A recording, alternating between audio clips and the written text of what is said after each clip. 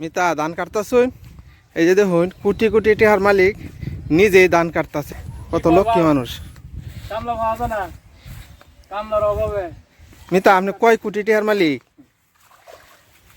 আরে কে গরিব মানুষ এনে কয় কাটা জমি আপনারা এই না যে অল্প স্বল্প না আছে 5 কাঠা জমি আছে পাঁচ কাটা জমি তো 1 কোটি টাকা দাম ওই যে আপনার লগের জমি বলি 20 লাখ টাকা কাটা হইলে বেচবো 22 লাখ টাকা কাটা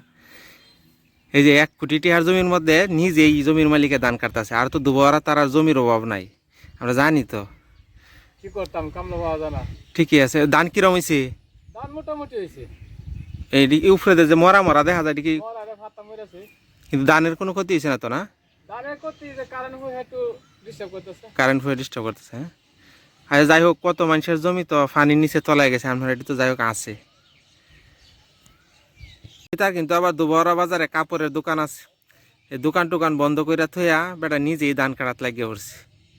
ঠিকই আছে আজকে হচ্ছে আমার মামুনির ক্লাস 3 এর 3য় শ্রেণীর প্রথম সেমিস্টার পরীক্ষা মামুনির নিয়ে যেতে পরীক্ষা দিতে ওই যে একটা পাখি ডাকতেছে গাছের মধ্যে এই যে সাউদা তার জন্য সকলেই দোয়া করবেন পরীক্ষা যেন ভালো হয় এই গাছটার নিচে দিয়ে গেলে অন্যরকম একটা শান্তি লাগে এদিক দিয়ে বাতাস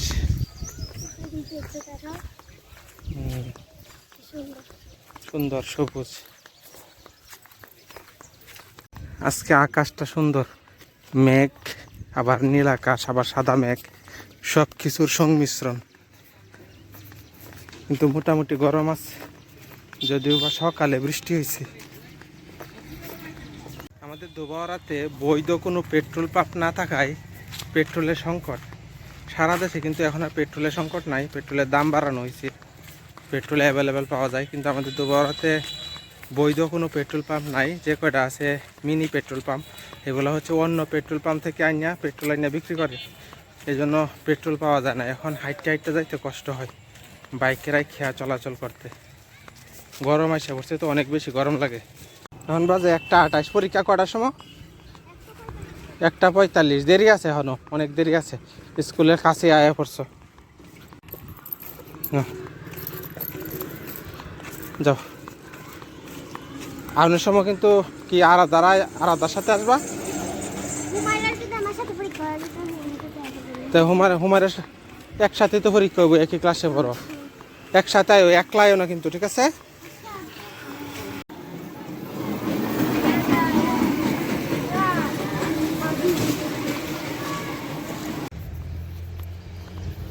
তারা আইছে নাকি বাসাত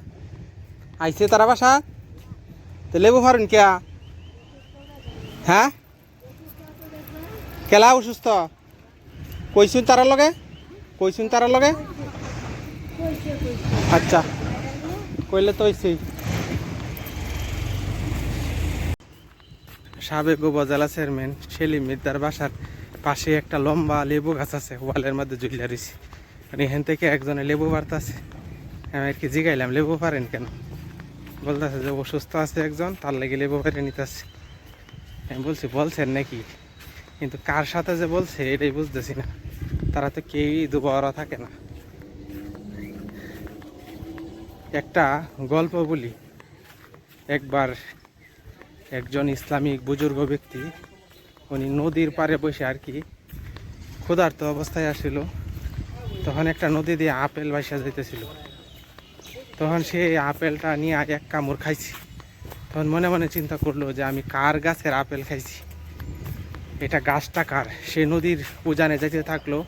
এই আপেল বাগানটা কার মূলত গিয়া দেখে যে একজনের আপেল বাগান তারে গিয়া বললো যে আপনার বাগানের আপেল তো নদী দিয়ে বাইসা যাইতেছিল আমি তো এক কামড় খাইয়া ফেলছি এটা বিনিময়ে আমি আপনাকে কি দিব সে বুঝলো যে এই লোকটা তো আসলেই অনেক একজন বুজুর্গ ব্যক্তি ভালো মানুষ যেহেতু এক কামড় আপেল খাইছে এটার জন্য আমার কাছে আসছে তাকে আমি আমার মেয়ের জামাই হিসেবে রেখে দিব তখন তারে বললো যে আমার বাড়িতে তোমার এটার বিনিময়ে 10 বছর কাজ করতে হবে এরকমই একটা কাহিনী আর আসলে সততাটাই হচ্ছে এরকম কিন্তু উনি হচ্ছে নির্বিঘ্নে গাছ থেকে সমানে লেবু পারতেছে আর নিয়ে যাইতেছে বাবুল গাড়ি দইতেছে